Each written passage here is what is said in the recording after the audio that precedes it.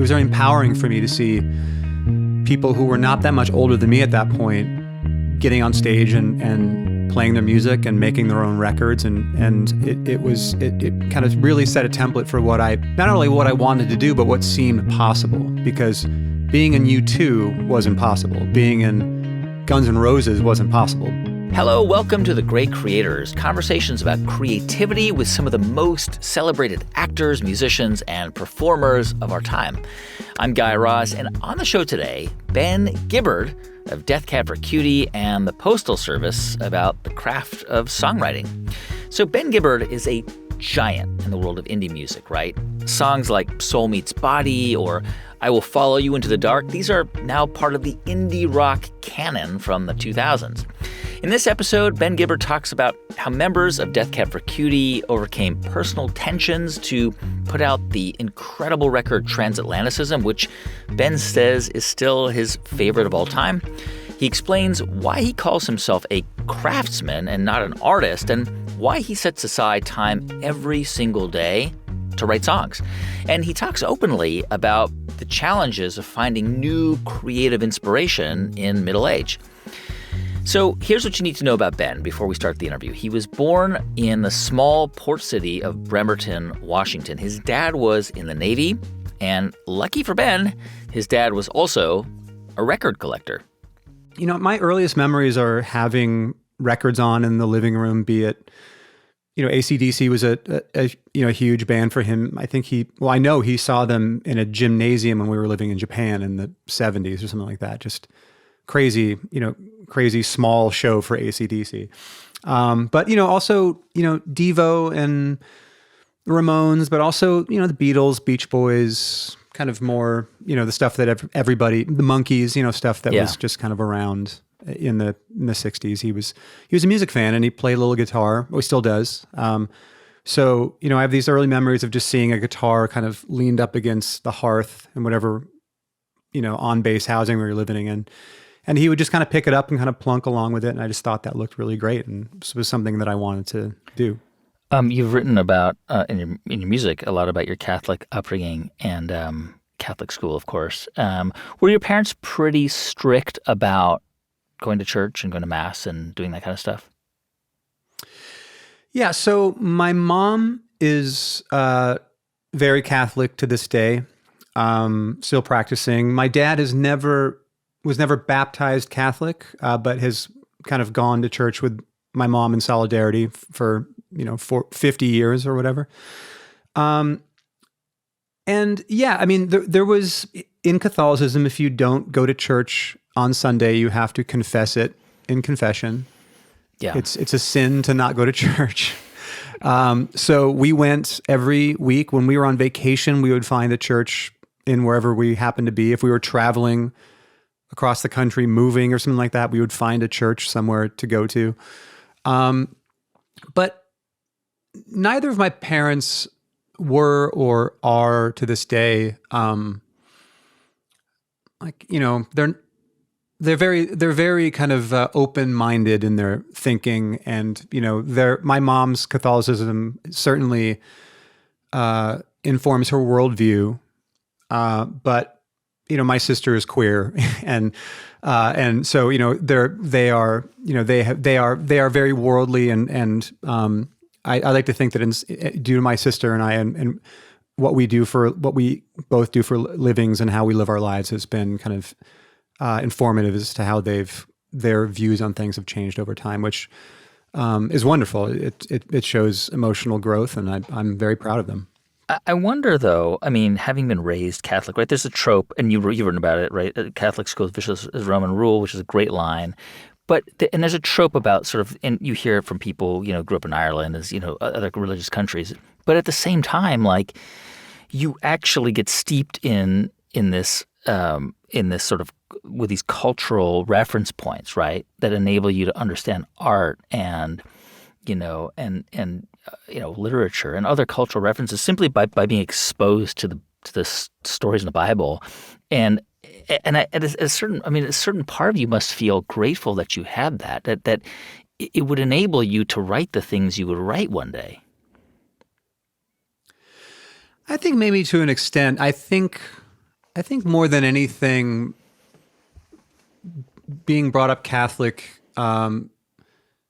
gave me a sense of discernment and, kind of in kind of opposition of its intent, made me question more things than accept. And for example, I remember being in CCD, which is like Sunday school for Catholics. And I remember our teacher was telling us how the Pope was elected. We were having a lesson about how the Pope was elected. And she said, well, all the cardinals, they pray to God, and then they vote, and then they elect the Pope. And I must have been 8 or 9. And I raised my hand and said, well, shouldn't all the votes be the same? Like, if God is telling you who to vote for, every vote should be the same. They should just pull the first vote out and say, of course, it's John Paul. Okay, it's John Paul. Right. And I wasn't being snarky. I was like 8 or 9 years old. But, my question was not answered as much as it was returned to me with rage, that I would even, they were frustration and anger and almost, scolding for having asked a question that they clearly didn't have the answer for. And so, I think, growing up Catholic, I understood how important it was to specifically my mom that we all go together. And it was important that I get confirmed and do all the rituals that are required of a minor in the Catholic Church. We went. My sister and I went along with it. We went to church with my mom, and because it just felt like I'm sure if we would have raised some huge objection and said we weren't going, we could have done that. But the shitstorm that it would have kind of begun would have probably been not worth it, worth the extra hour on Sunday morning or whatever. So, we just kind of went through the motions. And I just think over time, there's a joke in Catholicism that when you turn 18, you don't have to go anymore. And that's been kind of my that was certainly my experience. But I think that it also just kind of underscored the fact that I've just never been a joiner. I don't particularly like joining things. I like starting things, leading things, but not necessarily joining them. I know that for part of your childhood you lived just outside of Washington D.C.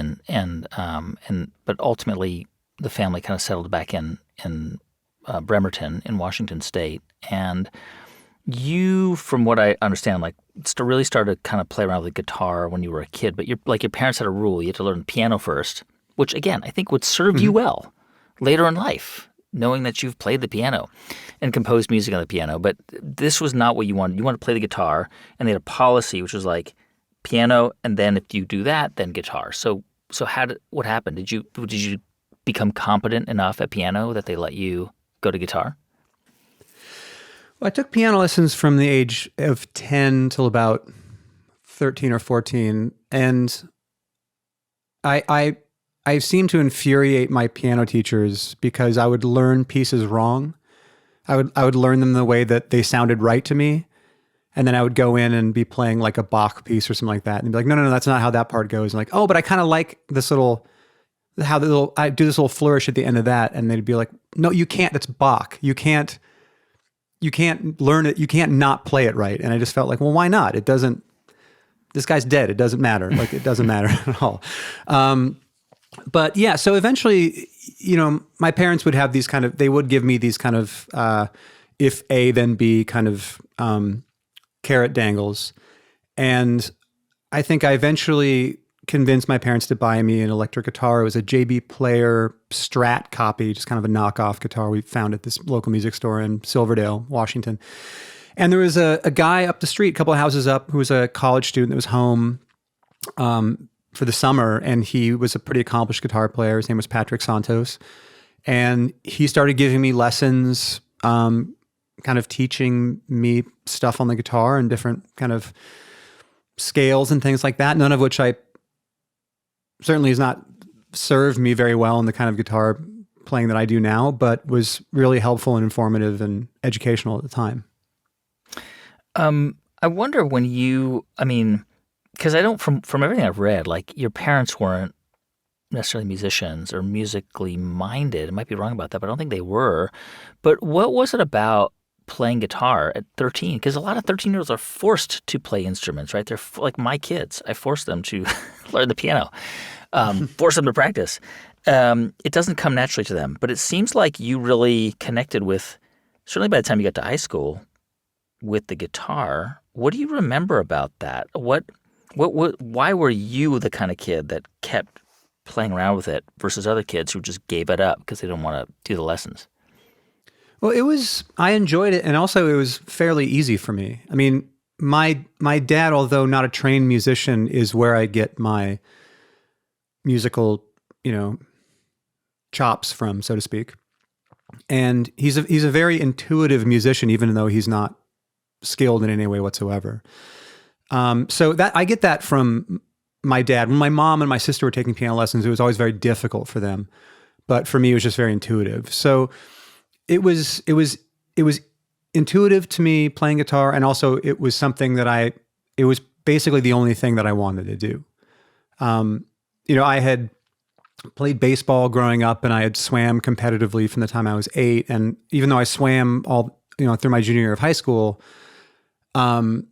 it really just being in a band was the only thing that I wanted to do. And so when we moved from Herndon, Virginia, back to Bremerton, the first thing I set off trying to do was to find other people to play music with, because that seemed like that was all I wanted to do. That was the most important thing in the world to me. And I mean, you were in high school, sort of 90 to 94, of course, obviously, this moment when you're outside of Seattle becomes the center of the world for a few years. Like, it becomes the center of youth culture for this period of time. Like, Sub Pop and all these bands are just exploding around Sub Pop and that world. Do you think what was happening in Seattle at the time kind of, in your mind, solidify this idea that this is what I want to do? I want to be in a band. This is what I want my life to be. Yeah, I think it was interesting that, I arrived back in the Northwest 2 months before Nevermind came out. Yeah. And at that time I was 15, about 14, 15, I think. And I had already started to get into punk rock and independent music, and realized that was kind of my world. That was the world that I wanted to be. And by the way, how did you discover that music? Because it's pre-internet. There were zines and stuff. And was it siblings? Was it friends? It was always the older brother of a kid that I knew. Yeah, right. It seems like from people our age, the way you discovered things, specifically music, was that somebody had an older brother or sister who was cool and into cool stuff, and then they, your friend would steal a tape or whatever from them and then pass it around at school. So I remember a kid who had an older brother who was into punk rock and stuff, bringing a cassette that had Bad Brains on one side and the Descendants on the other, and just having my mind blown by both poles of this cassette. On one side, you have just the fastest, most aggressive thing you've ever heard in your life. And on the second side, you have this like also pretty aggressive, but very melodic pop music that would basically become like the precursor for all pop punk ever. Right. So, that was an important record for, cassette thing that kind of fell out of the sky for me. At the time, I believe it was WHFS in DC was still a non-com. Yeah. They weren't a commercial alternative station at that time. Major influential station. Yeah. Exactly. Yeah. So I could get WHFS at night in Herndon. So I would just run a 90-minute tape on WHFS and just tape songs. And then from there, make mixtapes, or, I didn't have any money to buy records or cassettes. So I would just kind of make mixtapes from that. And, kind of more, I became a huge REM fan, kind of a pre-Out of Time era REM fan. And The Cure became a huge band for me. But, WHFS was really the first kind of introduction for me to the American underground and, underground music from around the world. And so when I got back to Seattle, of course I loved Nirvana and Pearl Jam. I mean, who didn't? But, I became far more interested in what was happening at the all ages clubs around Seattle and what was happening on Sub Pop and CZ Records and Empty Records and some of the smaller independent labels in the Northwest. And for me, there was an all ages venue in Seattle across from the ferry terminal, the ferry that went to Bremerton from Seattle, called the OK Hotel. And at the time, there was this ordinance in Seattle called the Teen Dance Ordinance, which basically stated that if you had a club without seats that held more than 250 people, you had to have $1 million insurance policy. So it basically killed all ages music in Seattle for almost 15 years. But the OK Hotel fell under that cap. So touring bands would make a point of playing the OK Hotel because that's the only place you could play all ages in Seattle, unless you were playing like the arena or something. So that became this second home for me, where I was able to see all these bands that became really important to me, continue to be very important to me. But it was also very, very informative to see bands setting up their own gear and selling their own merch and loading their own van and doing these things that if you were brought up on MTV, like I was and many people of our generation, without any kind of insight into underground music in America, you would think that in order to be in a band, you had to play ripping guitar solos and look like you were in Nelson, right? I mean, that was it.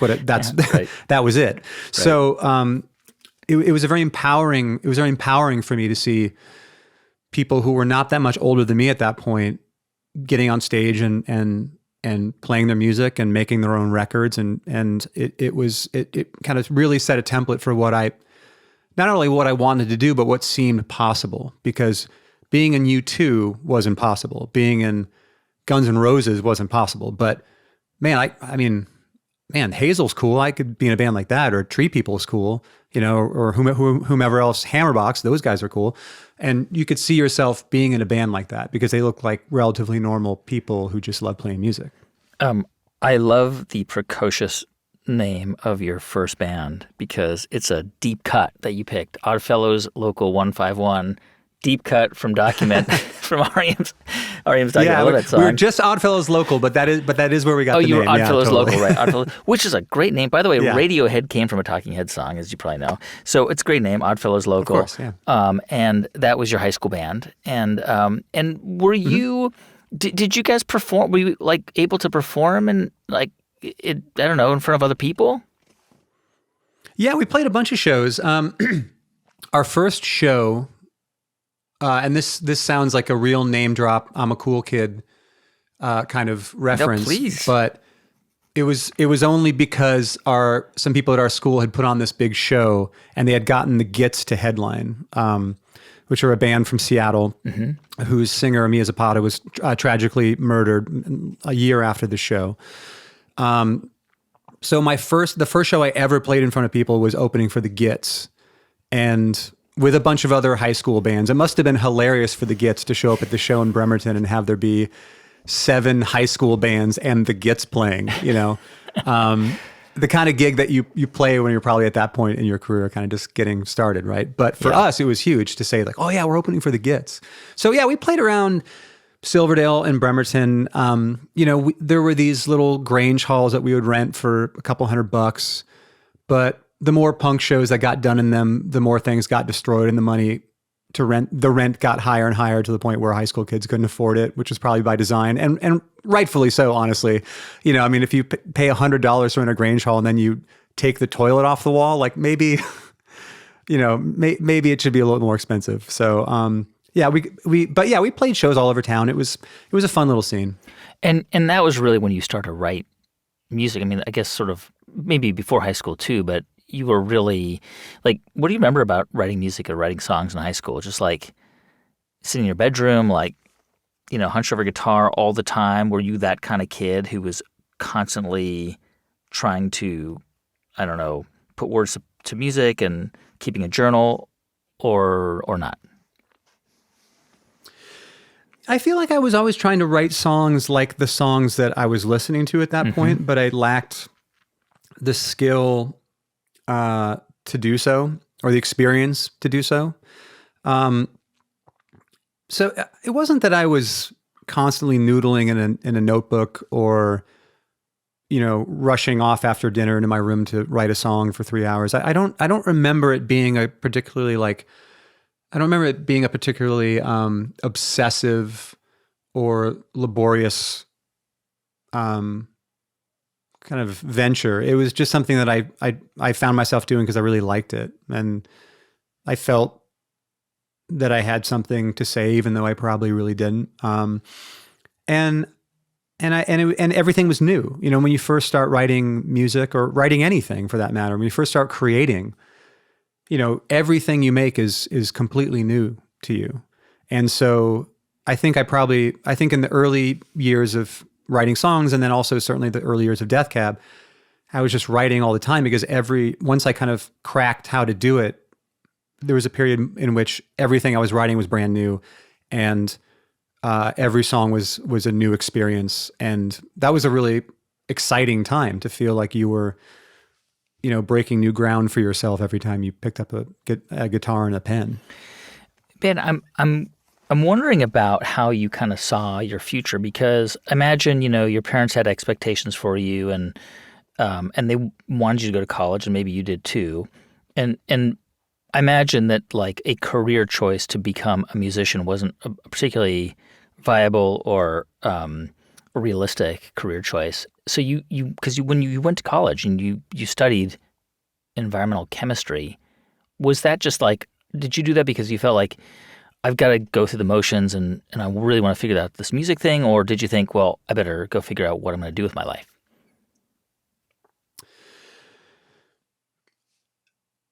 I never thought of music as being a viable career, mostly because the overwhelming majority of people that I listened to and whom I respected and wanted to be like were people who probably had normal jobs, and they put out a record every couple of years and took some time off and went on a tour or two. And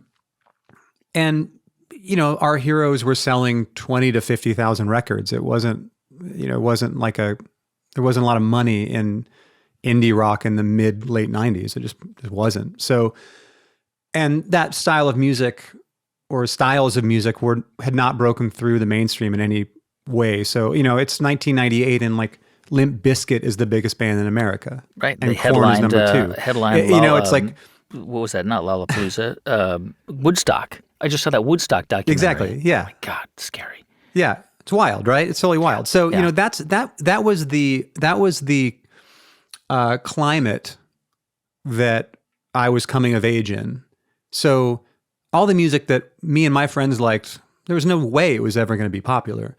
So I just felt like, and my parents are very supportive of me to this day, and certainly were at that age. And they had said like, look, we will pay for your education, but you need to get a degree in something that is remotely marketable. We don't want you going to school and getting, the classic haha underwater basket weaving degree. Right. So I felt very strongly about environmental issues when I was younger. I still do, but at that time, it seemed like that was a noble and enriching kind of field to go into.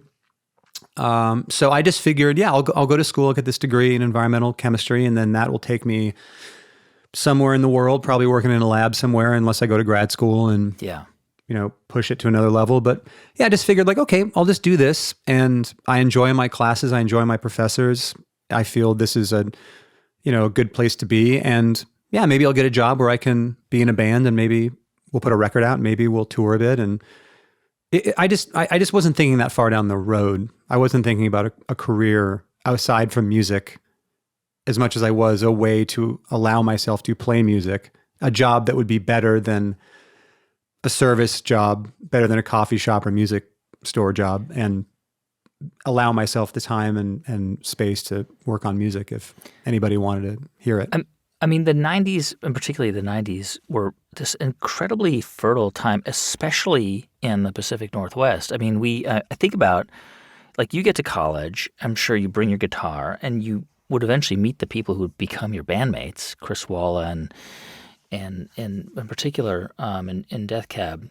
But in an earlier episode of the show, we talked to Carrie Brownstein, who went to Evergreen State College in Olympia, and all the Bikini Kill and the Riot Girl, that whole movement of female punk singers were there, and all these musicians were there, and major musicians would just come and jam in Olympia because it was just a thing to do. I don't know if this is true or not, but it just feels like there was all this cultural and creative energy in the Pacific Northwest, especially on campuses around that time. Is that real, or did you feel that? I think it was real in Olympia. Olympia was very much it was such an insular scene and such its own thing. Yeah. That it might as well have been on Saturn.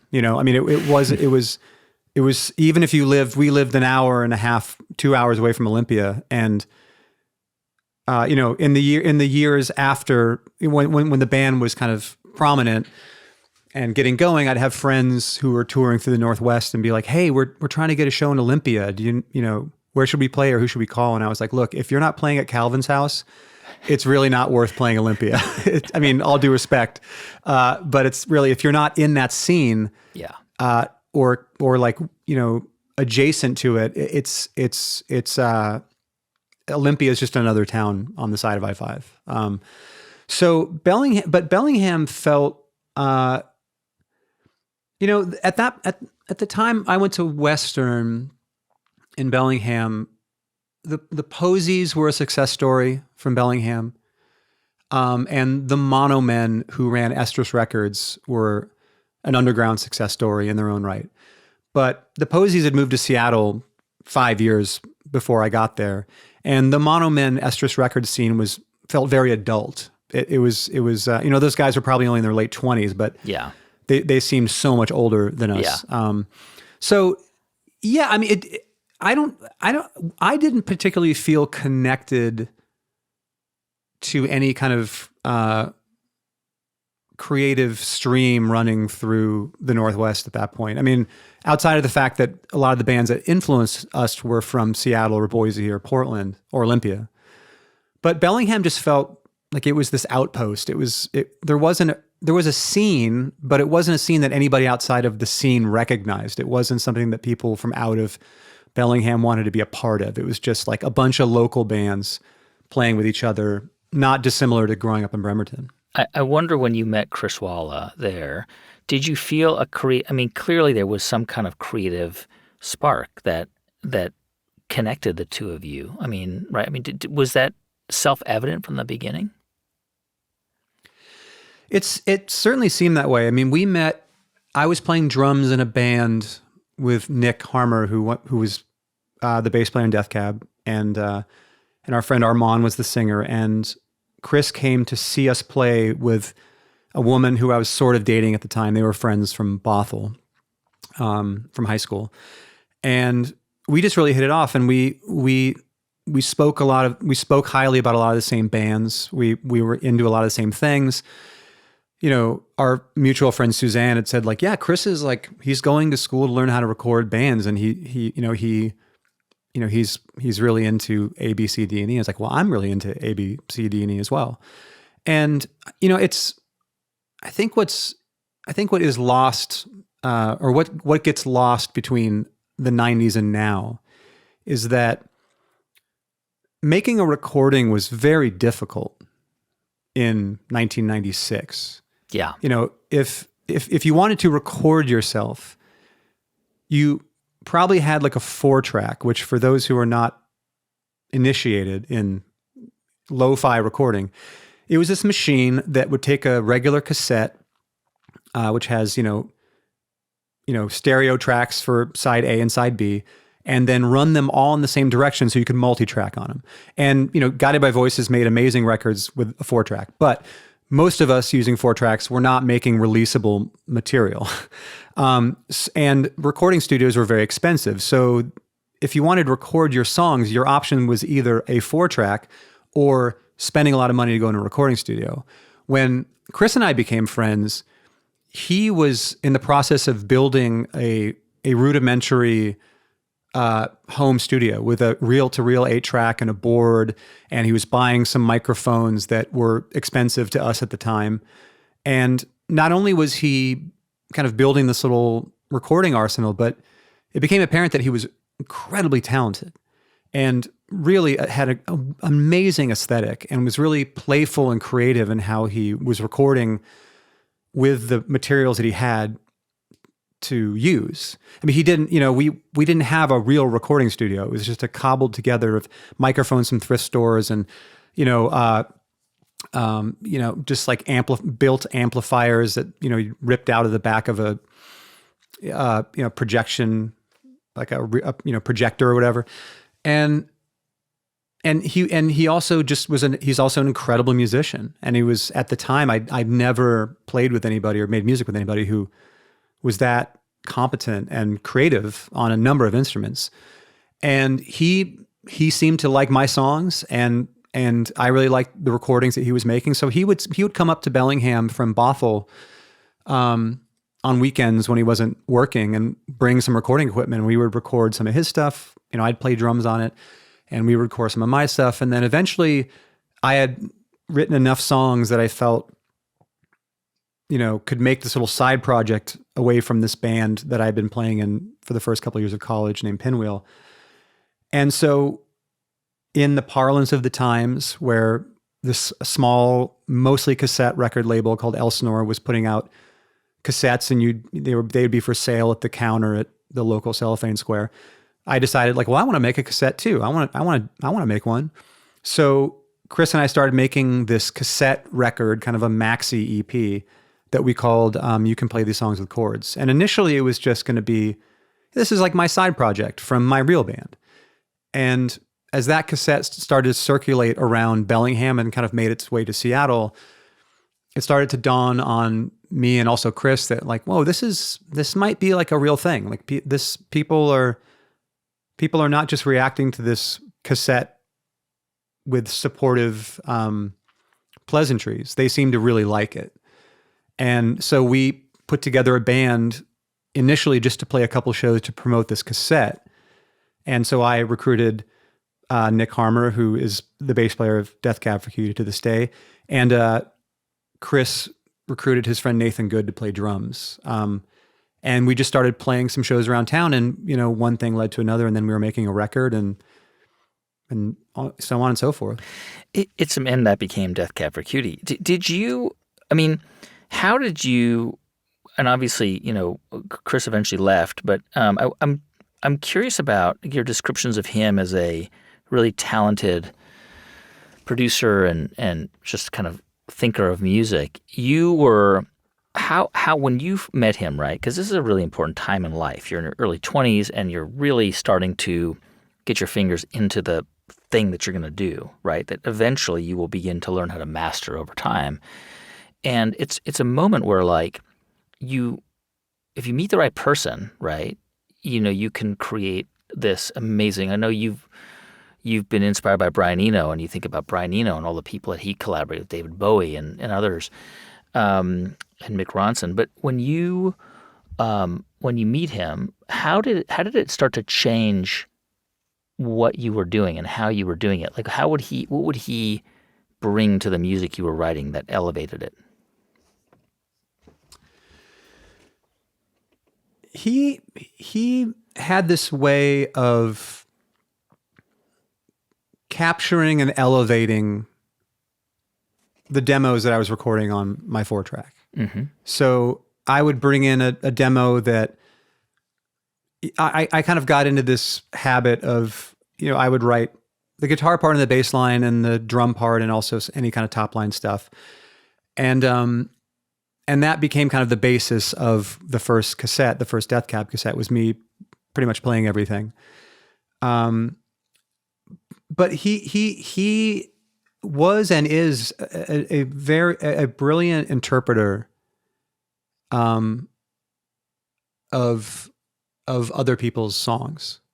His ability to kind of find the core of the song and elevate it, or often more importantly, to pinpoint the weaknesses in a song and then find ways to either improve them, or, and oftentimes with my songs, to kind of hide the weaknesses with cool production tricks and sounds and things that kind of take the listener's ear away from the fact that there was no change in that bridge, or it's just a solo over the verse.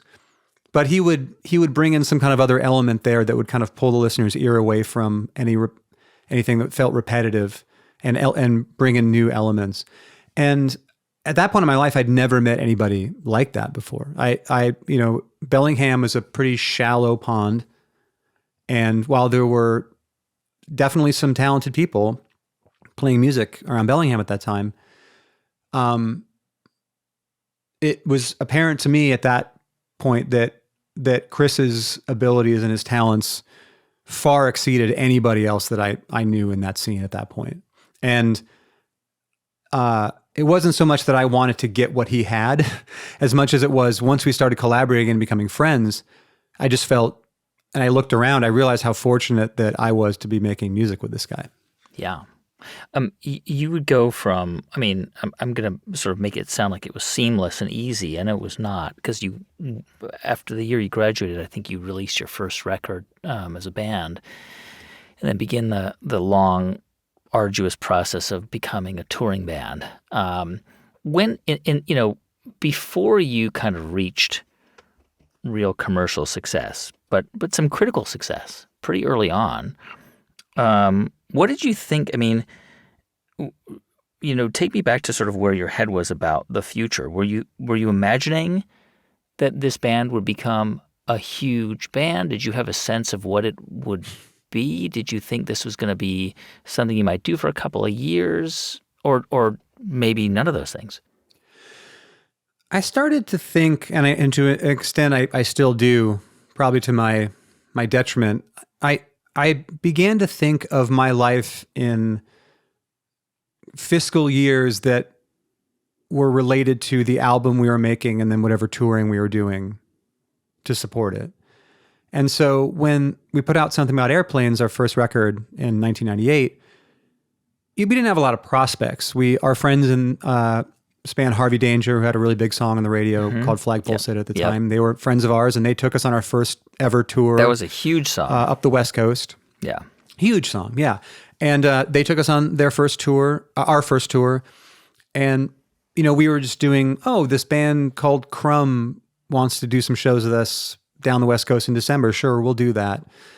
And there was, for the first 2 or 3 years, really until fall of 2000, it was a labor of love and something that I loved doing. I couldn't wait to get on tour. I couldn't wait to make a record. I just was thinking, eating, sleeping, breathing music, and specifically Death Cab 24/7, just ruminating on how excited I was to go on this rinky-dink West Coast tour, or how excited I was that we were playing a show that week or whatever. With the hope that there might become a point where we could make enough money that I wouldn't have to think about a temp job or something for 6 months to a year, maybe. Maybe. And we would go on tour. I'm proud to say that we never did a tour that lost money, but because we slept on floors and ate mustard sandwiches from time to time, and we were pretty punk about it for the first 3 or 4 years. But then we started going on tours and coming back with a couple $1,000 in each one of our pockets. I'm like, oh, that's cool. And we got a royalty check from Barsook Records for We Have the Facts and We're Voting Yes, our second record, in the fall of 2000. That couldn't have been for more than $3,000 or $4,000, but that was enough money at that point to kind of cease temping. I had just finished a year-long temp job, and that job had ended, and $4,000 had fallen into my What was that job, by the way? I was working at, Nick and I were both working at the same place. It was a place called Committee for Children here in Seattle that I assume is still active, but they sold non-violence curriculums for schools. Wow. So we worked in the warehouse, just shipping and receiving. It was a great place to work. Everybody was super friendly. it's a nonprofit. It was a really great place to work, honestly. And they treated us really well. And they were really supportive of our music. And we would say, hey, we're going to go on tour for a month. And be like, go live your dreams, boys. I mean, they were very supportive, which was unlike a lot of jobs, right? So yeah, that job kind of expired. And then almost to the day that we got this royalty check. And, $4,000 is not chump change. But it's also not money you can retire on. And at that point, I think my rent was around like $1,000 a month or something like that. So I was like, okay, well, this can get me like 2 months or so, 2 or 3 months with living expenses if I keep it really cheap. And we're going to go on tour in January or whatever. So it's like, if I can make it to January, and then that begat this cycle for a couple of years of, just kind of going on the road, making enough money to make it the next couple of months. Maybe a royalty check comes in, and so on and so forth. Around sort of 2000, 2001, the biggest bands, certainly in the U.S., were like, sort of the indie world were the White Stripes and the Strokes, and there's a whole scene coming out of New York that would begin at that time. And you guys were critically acclaimed. You had some fans, but you were still relatively obscure at that time. And I wonder, one of your tracks, a movie script ending, was used in that show, The O.C., which I never saw because I was overseas for like 6 years, so I missed that whole world. But I know that it was on that show, and it was a big deal. That show was one of those shows that really did have an impact on music. Certainly, a lot of other bands, the Shins, included in that. Was that a turning point for the band, for Death Cab, when that song was played on the show?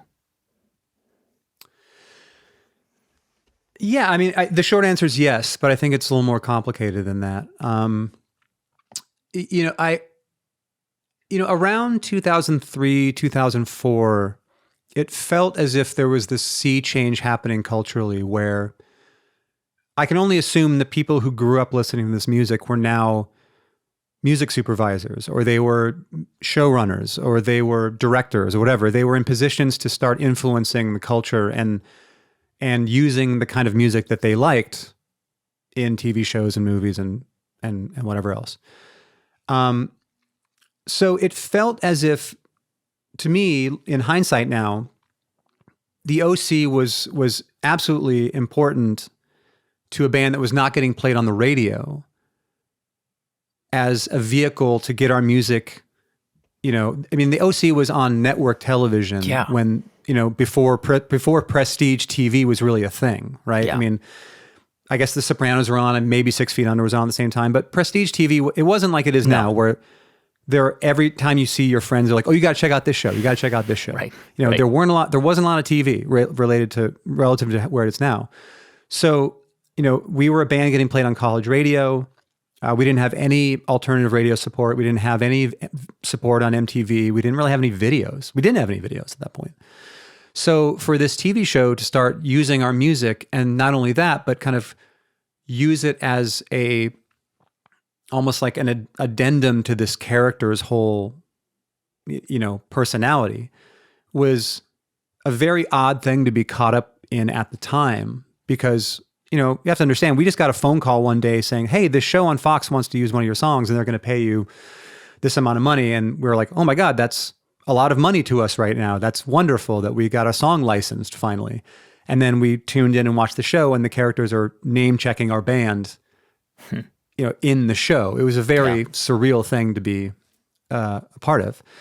But I think, the O.C., very much like Garden State or, any of the other kind of movies, TV shows, I think this was kind of indicative of this kind of cultural sea change that was happening, where people who'd grown up with indie rock were now at a place in their lives to elevate it. Because I think like myself and probably a lot of people like me, the late 90s were a real bummer, as we kind of already discussed. If you were into the kind of music that I'm into and you didn't like machismo rap rock, then there wasn't really anything for you on the radio, right? And it just felt like not with the same kind of ferocity that Nirvana killed hair metal, it was a little gentler than that, but it definitely felt in 2003, 2004, there started to be this massive shift, not necessarily on MTV, but certainly on radio and other cultural outlets, away from that genre and style of music into kind of more cerebral, 60s, 70s influenced indie rock. It felt like, and we just happened to be in the right place in the right time, putting out what would, I think most people would agree was our best record. And we just happened to be landing in 2003 when this shift was happening with this record that just, to this day, I think is the best thing we've ever done. Transatlanticism. Yes, Transatlanticism. I want to, we're not going to be able to talk about all of your records and all of your work, but I want to highlight, I want to talk about a few sort of moments in the process of how you did them, because I think they're part of a bigger puzzle. A lot, you've got tons of fans who love the Postal Service, which was a project, a one-off project with some friends, in which you literally like mailed DAT cassettes back and forth, which in the era of Dropbox sounds very, very quaint. But well, not even DATs, just CDs, just straight up CDs. Yeah. And this was just something you did on the side. You had Death Cab, and do you remember why? I mean, was it just like, this is a fun thing to do, or I kind of need to break out of, I need to sort of grow, or because obviously that happened. I mean, this was what you did as part of the Postal Service was a completely different type of sound. It was very electronic. It was very different from what you had done up until that point. And it came out sort of before you really became a famous band as Death Cab. Do you remember the sort of the motivation behind why you wanted to do that? Was it just, let's have fun, or was it, let me try to stretch myself and see what I can do? It was really just to have fun. Death Cab had a pretty tumultuous 2001, in which we really ran ourselves ragged trying to finish a record that would become the photo album. And then, we were in this place that was very difficult to be in creatively, in the sense that it's been said often that when artists are financially stable, that's when they make bad records, or that's when they get soft, or they make their worst records. And it's been my experience, and that the most compromised place that an artist can be is in that place between hobby and career, where decisions are being made to keep the machine going rather than decisions that are good creatively. So when we were making the photo album,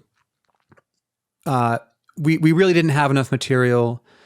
There are things on that record that I think are great. There are things that I wish I could have a chance to do over again. But we were making that record because we had to have a record out in the fall, because we had to be on tour again. If we didn't have a tour and we weren't able to make a living, then we'd have to go back and get jobs, and that would kill this momentum that we've been building for the first 4 or 5 years. So we had this massive blowout somewhere on that tour in the fall.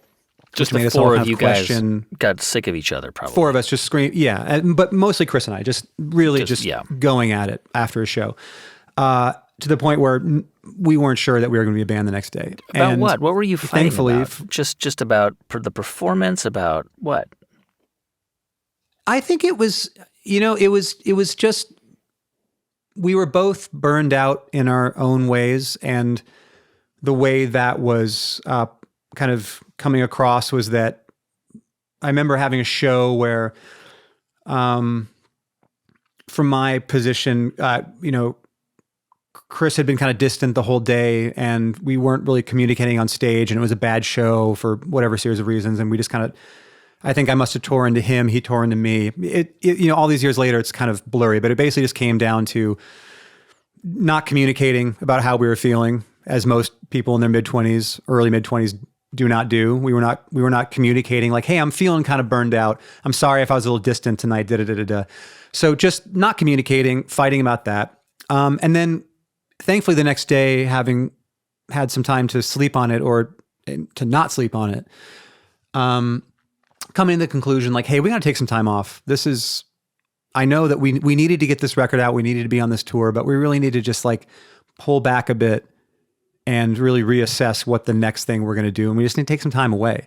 And that had coincided with me. I had done a song with Jimmy Tamborello for his project called Dintel, where I did the vocals for it. It's a song called This Is the Dream of Evan and Sean.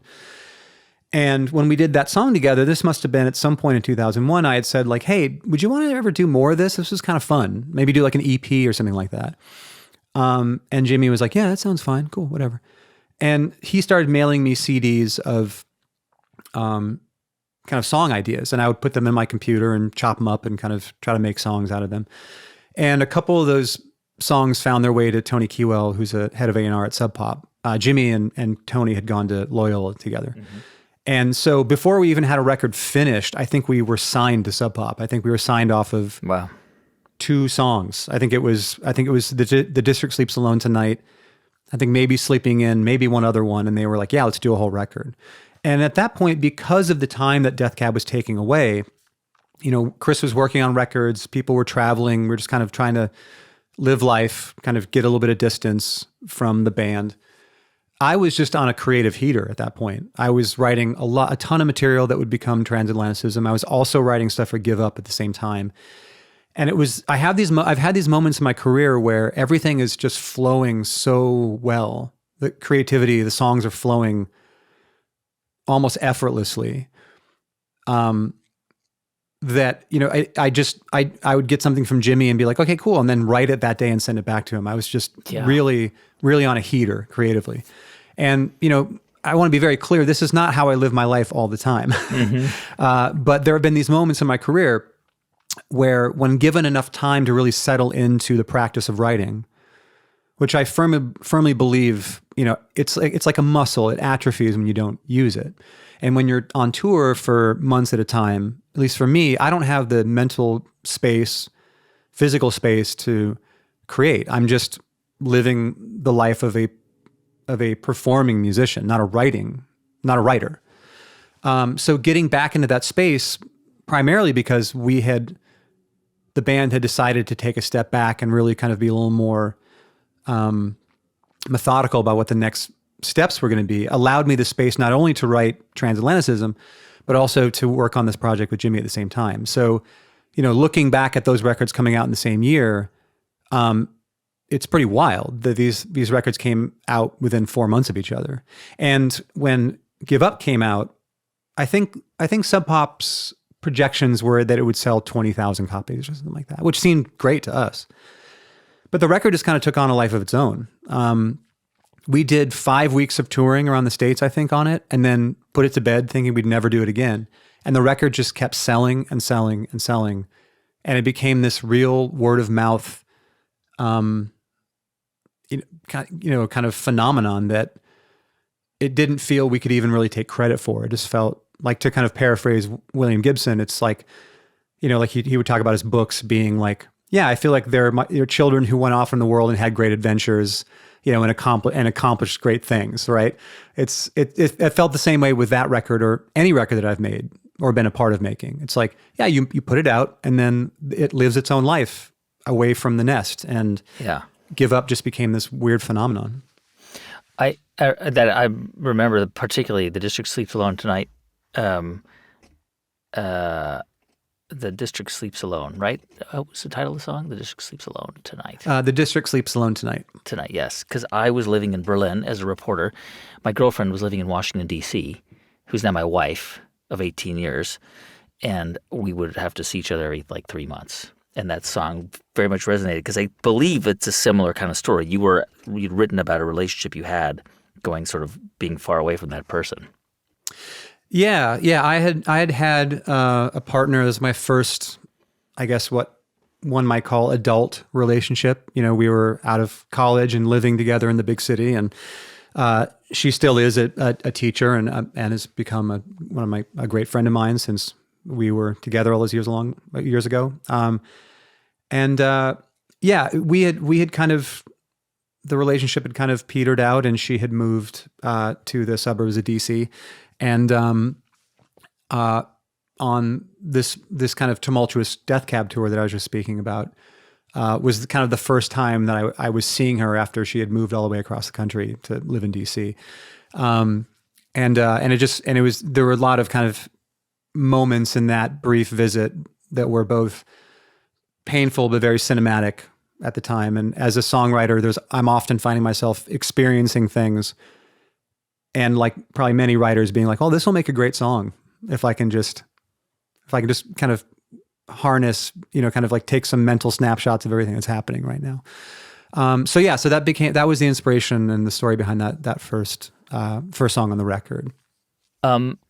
There's something that I want to ask you about, and particularly in the recording of Transatlanticism, and possibly you've used it in other settings, but there's some people listening will know about this, but there's a famous deck of cards that Brian Eno put together called Oblique Strategies. You can buy it, and it's just he designed this thing basically to push artists out of their comfort zone in the recording studio. Like, everyone switch instruments, or and it's just a series of cards, and you get a deck of cards, and you whatever comes up, like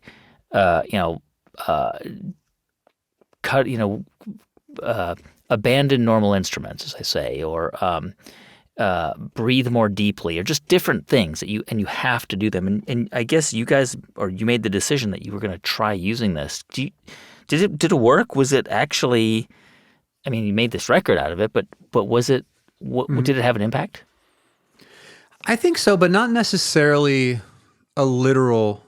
It wasn't a literal influence. Like if, I'm paraphrasing one of the cards, but it's something like, it's not building a wall, but mending a brick or something like that. These they're not even as direct as like everybody switch instruments. They're just very ethereal, kind of non sequitur kind of, but directives nonetheless. They still are kind of at least taking your, placing your mind in a different place than where it had been ruminating on. So I think that having a deck of those cards in the studio, and certainly while making Transatlanticism, it wasn't as if we would get stuck and then pull a card and then do what Brian Eno told us to do. Make it was more so that was exactly. It was more so that was probably more its design. Yeah. Was to take you off of whatever you were ruminating at that moment and laugh at this card, or try to interpret it and then fail, and then somebody would be like, "You know what? But actually, I think, we maybe it's not a drum kit. Maybe we try some, or maybe we do this thing to this other instrument." Be like, "Yeah, let's try that," and then you're off on a new path. So I still feel to this day that those cards are not necessarily great directives in and of themselves, but they're actually misdirectives. They take you off of the path you were on and allow you to ruminate about something else for at least a short period of time, which kind of clears your head and allows you to hopefully see whatever you're working on, whatever's in front of you a little bit differently, in the same way that if you were trying to do a magic eye or something and you couldn't do it, and then you looked at the wall and looked at something else and then looked back at it, you might see the thing you're trying to see, if that makes sense. Transatlanticism is an amazing record, and you've said that, excuse me, that it was the best working environment, maybe, of all the records that the band recorded, in the first 8 records. And I wonder how did that, because, you often hear about, creative tension, or, there was that Beatles movie that came out, obviously, and actually they were getting along great. But you often hear these stories of like real just tension and anger and conflict, but then these beautiful records that come out of it. But it sounds like in this case it was harmonious. Like the band was really working together, and maybe actually that's why the record was so good. Oh, I absolutely think so. I mean, I also think that we had a better batch of songs than we had for the previous record, due in large part to my ability to kind of have some time to actually write them. But yeah, I think as far as the band dynamic and the recording of the record, I've never bought into that idea that at least not for anything that I've ever been involved with, that constant conflict makes for great art. Maybe it's just the collection of personalities in the band at that time, or my personality or whatever. But I've always done my best work when everybody in the group is communicating clearly and respectfully, and, you know, nobody, myself included, is passive aggressively trying to kind of push through whatever series of ideas they have that the other people in the band might not be into, or whatever it is. So yeah, after we'd had this big blowout on the tour for the photo album, and we all kind of, we all realized how close we pushed this thing to the edge before almost pushing it over.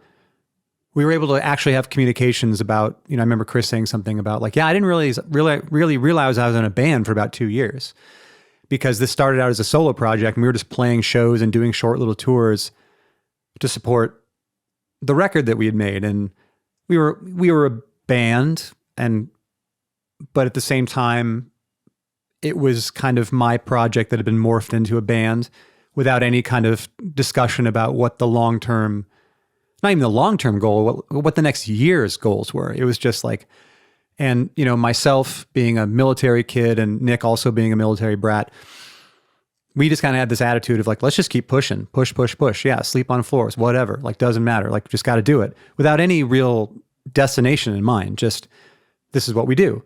And once we all had kind of reaffirmed that we loved doing this and that we all loved each other and that we wanted to make the best records that we possibly could, we were able to really just get down to get down to just doing that without thinking like, oh, well, yeah, I don't want to put words in Chris's mouth. Obviously he's not being interviewed here right now, but, you know, I didn't want Chris to think that he was making my solo record, you know, that right. he was doing this for me and not for himself, or that anybody in the band was merely my appendage and was helping me achieve my creative vision, damn all other ones, which was, I'm sure there have been moments in my career that I felt that way, but it was certainly not, that wasn't the overarching kind of, the band's never been a dictatorship, you know, like to paraphrase, I think it was maybe one of the members of Radiohead saying like, yeah, it's like our band is like the UN, but I'm America, you know, like we all contribute, but at the end of the day, I'm the songwriter. So, I tend to kind of push on my ideas and desires a bit more, but in making that record, I felt like we all really left. I didn't come into that record with any kind of like, this song has to be like this and this song has to be like that. There was a lot more space for everybody to kind of contribute and for Chris to really kind of, try a lot of new stuff. And I mean, he did such a brilliant job on that record. I mean, I just can't imagine what that record would have sounded like if anybody else would have made it. It certainly wouldn't have been as good. On that record and on your subsequent records, and I know this has changed over time and as you've gotten older and as your life experiences have changed, but what is it, what is the hardest part about writing songs for you? I mean, because I think the assumption that many people make about songwriting is that it's autobiographical or it draws on experiences, but actually there are analogies to being a novelist. Like a lot of times you're writing about things that are made up, that are just interesting stories, right? I mean, it's and you've got to kind of create those stories. Yeah, I think that songwriting is really the only discipline in which using first person almost implies a lived experience of the person who wrote it, you know? Yeah. I mean, if like Paul Auster's writing a book and there's a murder in it and it's in first person, you don't assume that Paul Auster murdered somebody, right? You don't. But in a lot of songs, and specifically the kind of songs that I tend to write, I like using first person for a number of reasons, mostly because it's the most direct way to write. And I think also when people listen to those songs or they sing those songs back to themselves or whatever, using first person allows the listener to see themselves in the song in a way that using third doesn't. So if I'm singing a song about, I'm speaking to somebody and using the words you and I, that piece of music can be easily kind of placed in the life of the person who's listening to it. But it also tends to make people assume that if I'm writing about this thing and I'm using first person, then I'm writing from a real experience, and that's very flattering. It tells me that if people believe everything that I'm writing is personal experience, that I'm doing something effective. It doesn't necessarily make it true. I mean, you've written about experiences that were real and are related, because so many songs about love or love lost, or and then some songs are written like I read something you'd written about where people would come up to you and want to relate to you about this experience you had in the waiting room in a hospital when somebody died, but it wasn't real. This didn't really happen, and people were disappointed when they discovered that you were not writing about yourself. Yeah, I mean, I've certainly been in a lot of hospital waiting rooms in my life, right. And I've been in ICUs, and but there have been these moments where people feel something so viscerally because it is directly correlated to an event in their own life that I don't think nobody's ever expressed to me that like this great betrayal that the song was a piece of fiction, but there is a slight disappointment I garner from people that this particular song, what Sarah said, is not an autobiographical song, but it assuredly will be at some point in all of our lives. So, I think that my ability to kind of write about that experience is more indicative of just being, observant and, being in the world and watching people and kind of tapping into something that is somewhat universal. Love and loss and death and everything in between is, these are simple, they're very complex emotions, complex subjects. But they never cease to be fascinating to me. There's a reason that probably 80% of all recorded music is love songs, Yeah.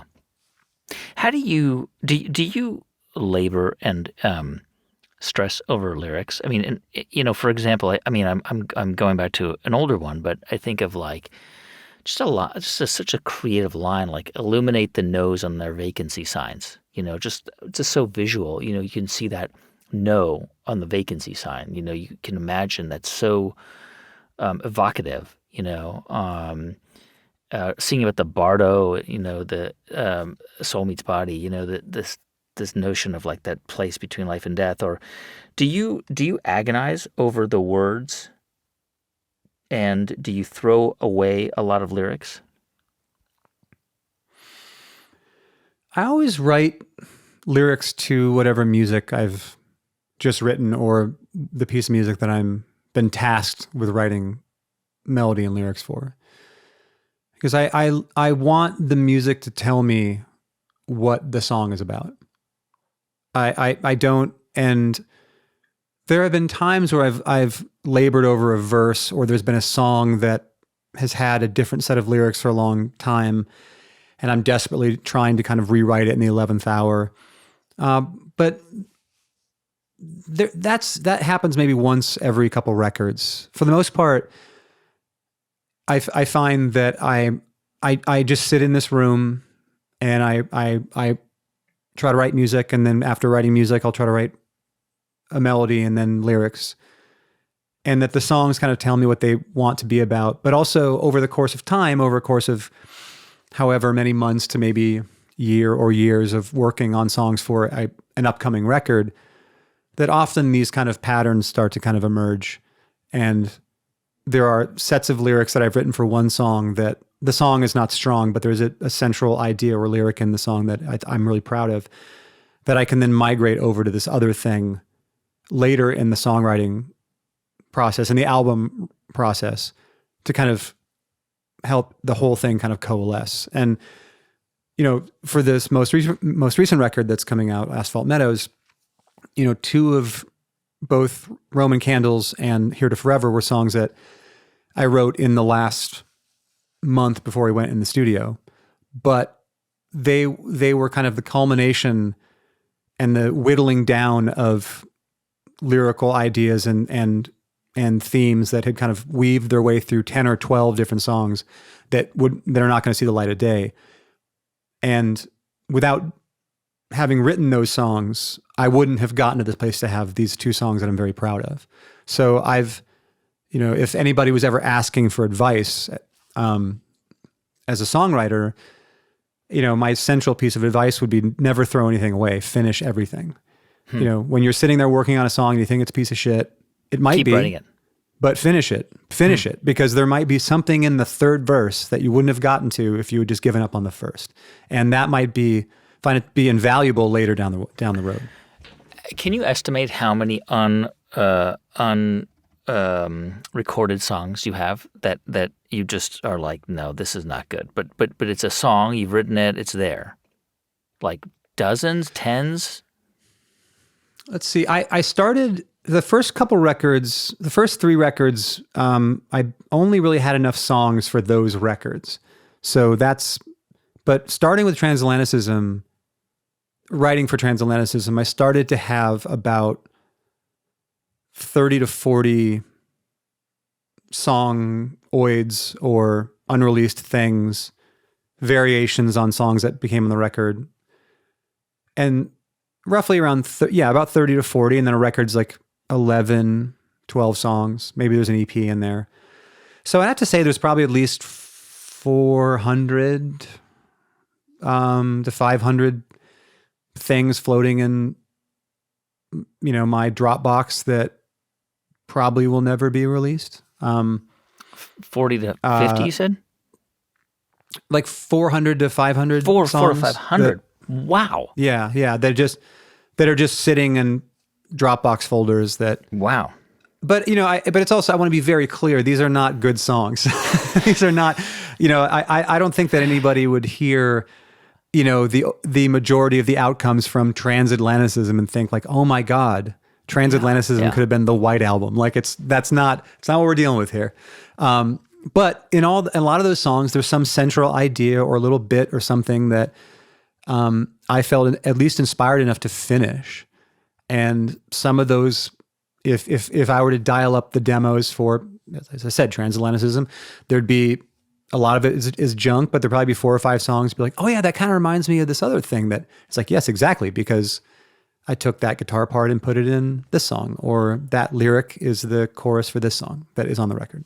Walk me through your sort of the discipline of the process. Like I know you've got an office. You literally have an office in Seattle that you go to every day, right? I did. I actually gave it up right before the pandemic. It was perfect time. Again, with the timing. I've seen it have perfect timing. I had given up the lease in November of 2019 because my wife and I had moved farther out from downtown, which made getting there every day difficult and arduous. So I was like, you know what? I'm going to try writing in the house. I have home studio because we had bought a house as opposed to a condo we were living in, and we had a room I could make into a little makeshift studio, which I'm in right now. So it actually it worked out perfectly. But the reason I'd rented this office was that I wanted a creative space outside of the house, that I could go to and kind of keep relatively business-like hours. Like I'd try to get there by 10. And start an idea or something. And then sometimes the day would be like, well, that's lunch at noon, and then take a nap on the couch and go home and run errands. Or sometimes you'd be like, hey, I'll be late for dinner because I'm trying to finish this thing. And it was all about just trying to kind of maintain some consistency in, the time that I was working versus like, I have friends who, will, on a random night, they'll just go in their studio and be there till 4 a.m. writing a song. But I tend to work during the week like anybody else would work a straight job. I just when I'm actively writing and working on a material or trying to write a record, I'll be in this room, Monday through Friday from whatever, noon to 5, Where do the best ideas in your experience come from? I mean, obviously, you've written about love. You've written a lot about love and about, love lost and but you've also written about more obscure themes that are not always easy to discern. Like some of your lyrics remind me of like Michael Stipe, some of Michael Stipe's lyrics of the 80s, where you're just not really sure what he's writing about, but they're really interesting. And I don't mean that as a slight at all. I mean, I like those. I like those kinds of lyrics too. But when, now, I mean, here you are, you're, sort of easily, I mean, I imagine the process of writing is a little bit maybe easier today than it was 20 years ago for you. Maybe I'm wrong, but where do you seek out the ideas and the inspiration to craft either a narrative or a piece of poetry or whatever it is that you are putting to music? Well, I'll first say any kind of comparison to Michael Stipe is a welcome comparison. So I took that very well. Thank you. I would say it's actually a lot. I wouldn't say it. I was just about to say that it's harder to write now than it was when I was 20. And it is in the sense that having the kind of catalog that I have between Death Cab and Pulse Service and solo stuff and everything like that, there is this feeling at times that, I've written myself into a corner and there's kind of less to pull from that I haven't already kind of written about in some capacity. And, of course I'll fully admit to, kind of returning to themes and images and imagery that I've written about before. As I think most people do, certainly this deep in their career. And so it does feel like I write more now, but I get less. So, for example, with this new record, a record of which we are very proud of, and I'm very proud of the lyrics, and it's when the record is out in the world, probably after this, we've recorded this and everything, people will make up their own minds about these kind of things. But, in order to kind of whittle it down to a collection of songs that I and we felt were strong enough musically and lyrically and everything to put out a record 4 years after the last one, there were 90 songs that went into whittling down to this 11 songs. And so that's what I mean. It's like, when I was 20, if I wrote 90 songs, that would be like 8 records. So I write more and I get less. But, what inspires me, it still is this kind of sense of like being in a room by yourself with an instrument or with a piece of music that you're listening back to, and just letting this cascade of imagery just kind of wash over you. And it's really just a rumination. It's not that I'm keeping an extensive note in my phone or whatever of like lyric ideas, or that I'm on a plane and I'm just like writing free verse to maybe use in a song at some point. I mean, maybe I should start trying to do that and I may get something out of that. But I've always felt most inspired when I'm kind of listening to a piece of music that I've just written or that we are working on as a band writing together, and just allowing just my mind to kind of just wander. And it almost feels as if,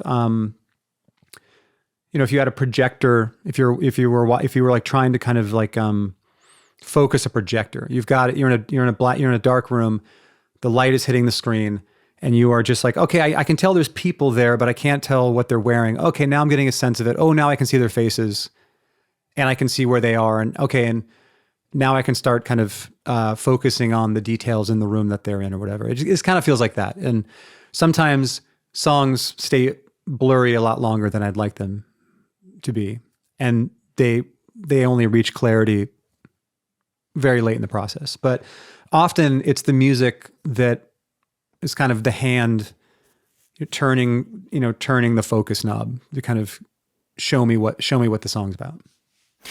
I wonder at this stage, and I'm always curious when I talk to people who are, who have had considerable success in whatever field it is, and how they kind of think about what they continue to do, right? So you've had you've had a number one Billboard record, which is kind of almost impossible for a non-pop band, right? Like, you haven't had any number one hits because it's almost impossible and with the kind of music you make, but you've had a number one record and you've had huge songs and you've played massive venues. Because of that success that you've had over your career, does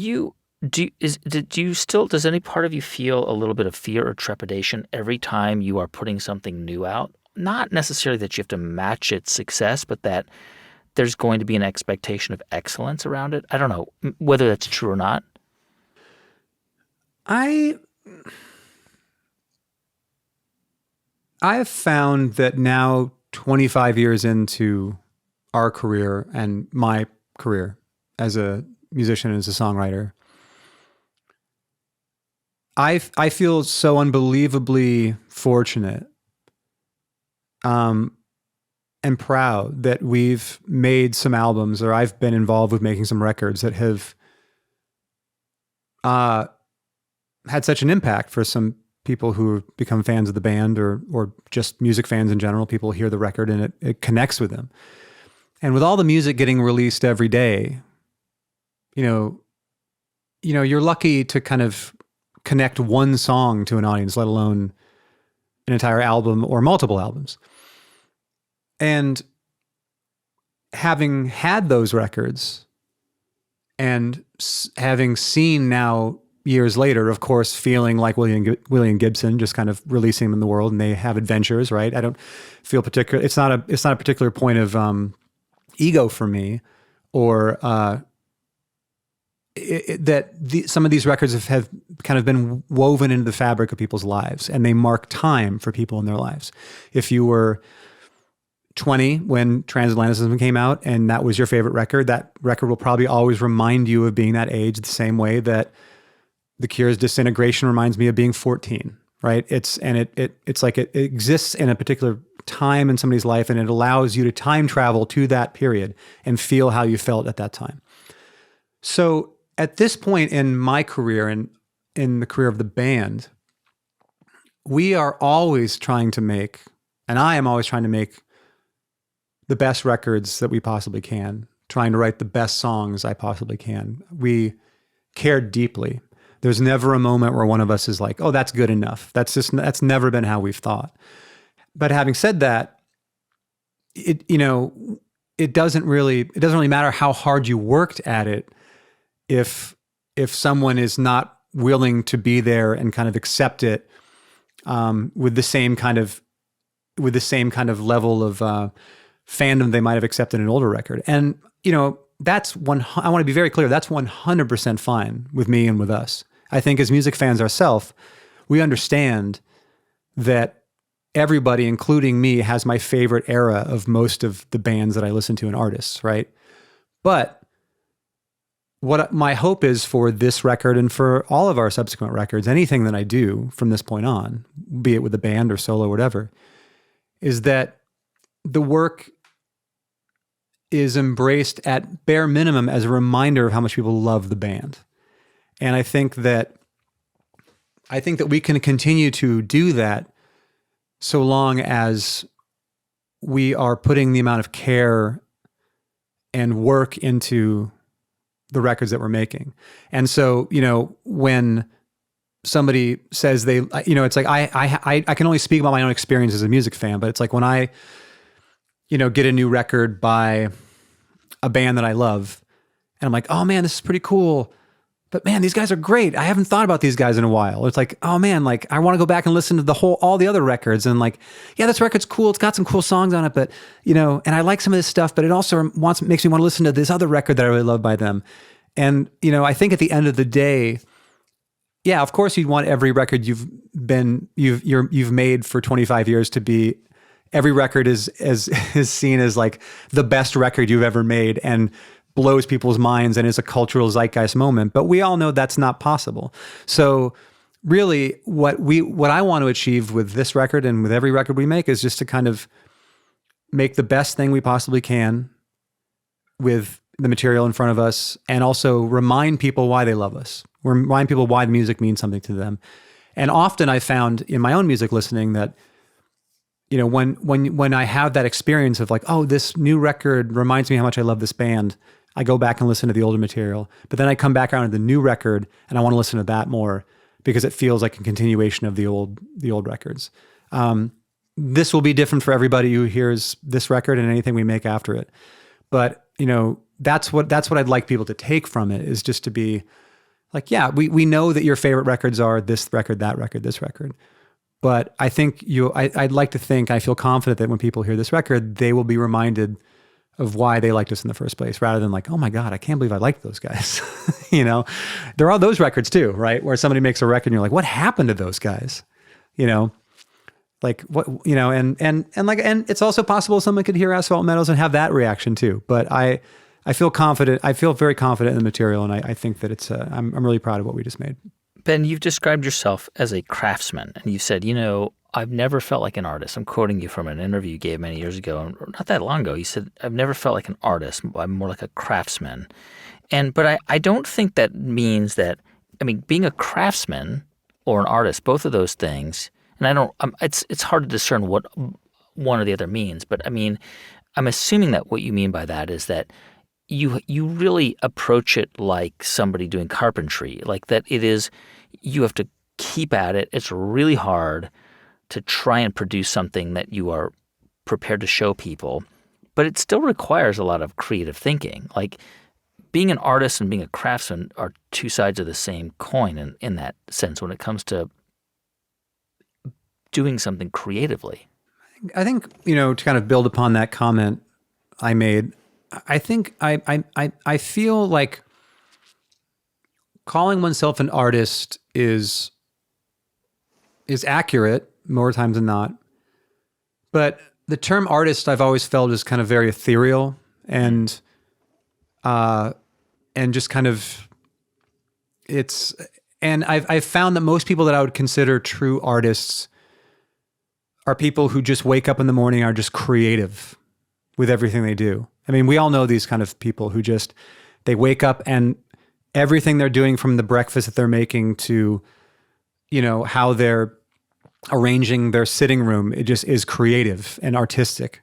And, I'm very envious of people like that who just seem to be like like a waterfall of creativity. And I've always felt like I've had to work at mine. I'm very proud of my output, but I've never felt as if being a songwriter has been something that I've just kind of waltzed through my life, kind of pulling songs out of the ether and always just picking up a camera and just taking photographs or like painting something for fun.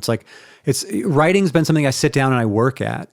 And oftentimes it's something I don't particularly want to be doing at that point, but I feel that I need to do it. I need to maintain my craft. I need to put the work in. I need to put the time in.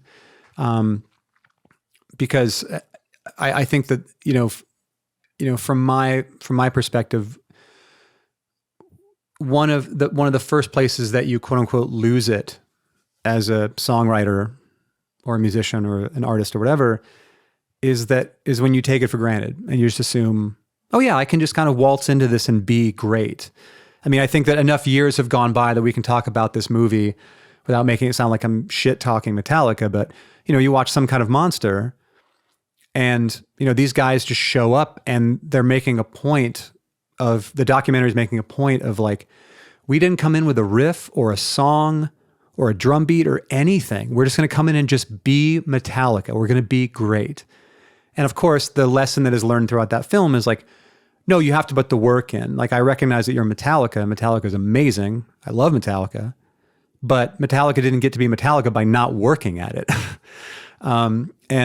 And I feel that,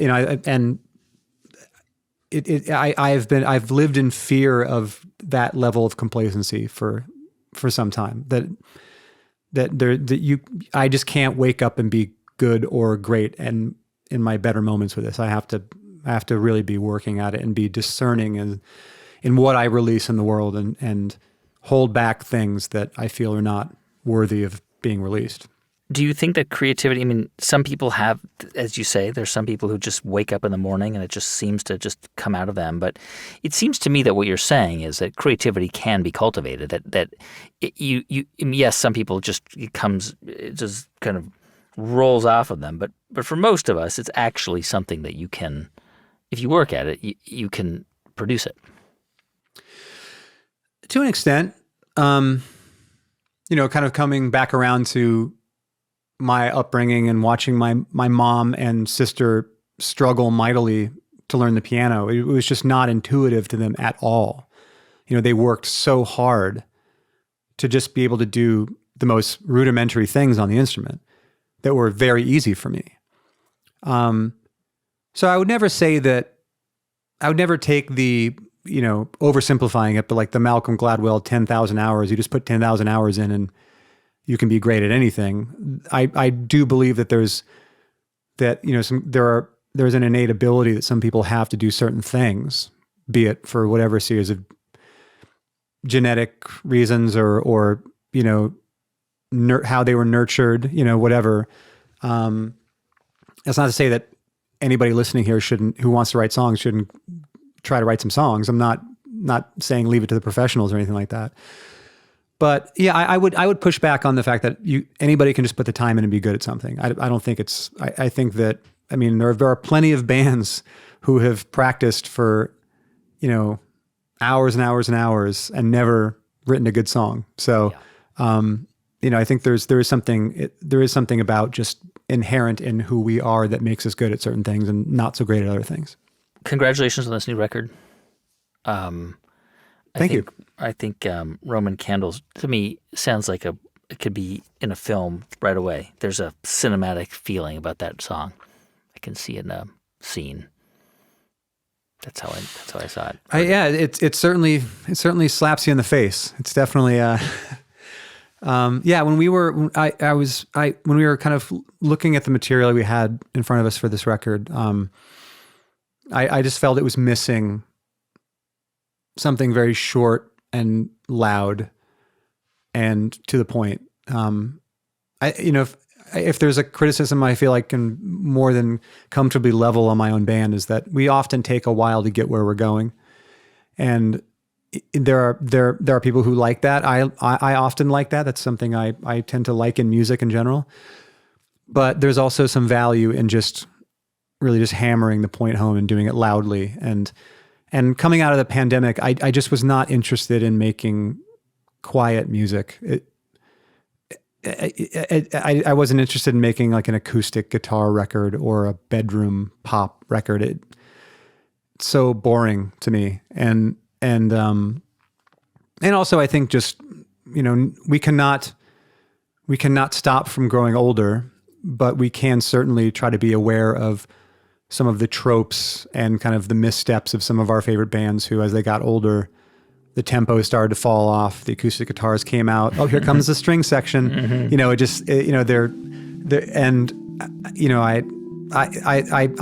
I want to make sure that if we're going to continue to do this band, which we definitely plan on doing, that we are very conscious of not kind of falling into those tropes because those things are very predictable and very boring, and they're not interesting to me at all.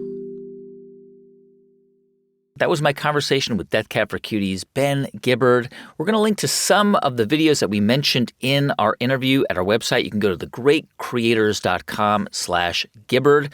And we publish show notes for all of our episodes at thegreatcreators.com. I'm Guy Raz. Thank you so much for watching and listening to The Great Creators.